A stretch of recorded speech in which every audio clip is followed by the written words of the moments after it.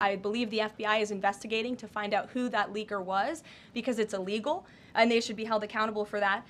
Leaked bits and pieces of an intel assessment to push a false narrative. And it's to the same reporter, I will add, Natacha Bertrand of CNN, who has done this in the past. In 2020, it was Natacha Bertrand who had 51 intelligence analysts falsely lie to her, but she still put it on paper for some reason, that the Hunter Biden laptop story was Russian disinformation. We all know that's not true, right? We can all agree on that now. That was a lie from the intelligence community.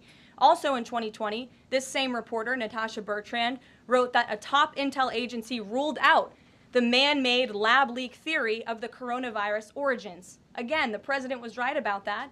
This reporter wrote a lie from the intelligence community to seek a narrative she wanted to prove, and guess what? We now know that's the truth. Also, in 2024, Bertrand pushed the suckers and losers hoax. She also pushed the fine people hoax, which was taking the president's words purposely out of context.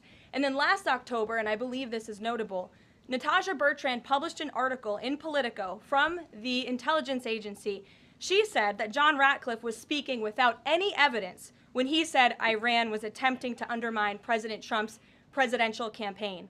And then we, of course, found out that was absolutely true. In fact, the Biden administration declassed an intel report which said they had high confidence that Iran had done exactly what Ratcliffe alleged. They did run an influence campaign to hurt President Trump's candidacy. In fact, we know the Iranians tried to take President Trump's life. And so this is a reporter who has been unfortunately used by people who dislike Donald Trump in this government to push fake and false narratives. She should be ashamed of herself. And that's not what reporting is. Journalism is trying to find the facts and the truth. And this week we saw this same reporter being used to push a fake narrative to try to undermine the President of the United States, and more importantly, the brave fighter pilots who conducted one of the most successful operations in United States history. And I think the American people fully know that this operation was a complete and total success.